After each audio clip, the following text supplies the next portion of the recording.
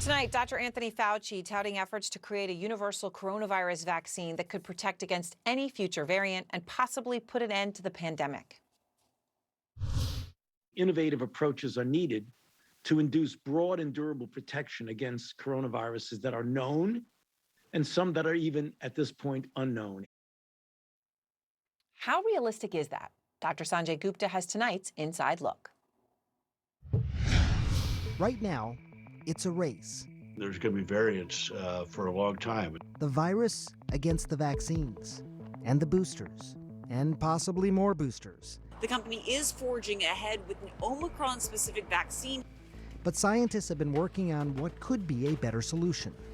The urgent need of a universal coronavirus vaccine. It's just what it sounds like. A vaccine that covers the circulating virus, yes, but also future variants we haven't even seen yet, and potentially other types of coronaviruses as well. That means not only targeting SARS-like viruses, but then targeting MERS-like viruses, or then also targeting cold viruses. Kevin Saunders is the director of research here at the Duke Human Vaccine Institute, one of the many groups racing to create a universal vaccine. What we try to do is really target a specific part of the virus, for instance, that we know is its Achilles heel.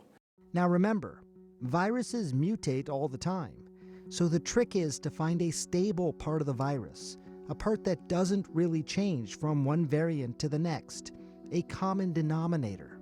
Saunders calls it a conserved site. Creating antibodies to that is one path to a universal vaccine.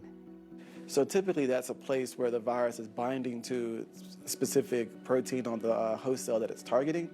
And if it changes that site, then it's no longer able to infect. A big clue came from someone who was infected with SARS all the way back in 2003. What is DH1047? The antibody DH1047 is an antibody that we found from a SARS-CoV-1 infected individual.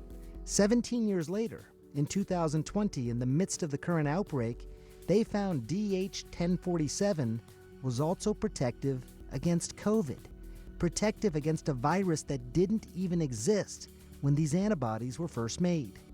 And so we took that antibody as a template to say there must be some site that's common between SARS-CoV-1 and SARS-CoV-2, and let's figure that out. Then we would know that needs to be in the vaccine. There are a number of pan-coronavirus vaccine strategies in the works, but unlike the mRNA vaccines we've come to know, at Duke, they're working on something called a nanoparticle vaccine. There's multiple sites that can be recognized by antibodies. Think of it like a soccer ball with tiny proteins stuck to the surface, each resembling a key conserved site of the virus's spike protein. So far in primates, the vaccine appears to work. And now, a similar vaccine developed by military scientists has already made it into early human trials. But as exciting as this science is, it's going to take time and patience. I don't want anyone to think that pan-coronavirus vaccines are literally around the corner in a month or two. It's going to take years to develop. Much of the work being done today on COVID is built on the back of similar research on other viruses, influenza, HIV. We've been working on an HIV vaccine now for almost 30 years here at Duke. And HIV is one of the most rapidly evolving life forms on Earth. That's because HIV mutates much faster. And that's one reason why Dr. Barton Haynes thinks developing a universal vaccine for coronaviruses may be easier. Developing that platform for HIV over the last 5 years allowed this to happen when the need arose very quickly. The most challenging part is that the virus is always changing. How do you predict what's coming in the future so that your vaccine can be effective against it? And he's not just talking about coronaviruses that are infecting humans right now, but also novel ones that could still spill over from animals.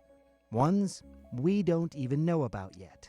That's the type of vaccines we're going to need in order to prevent the next pandemic.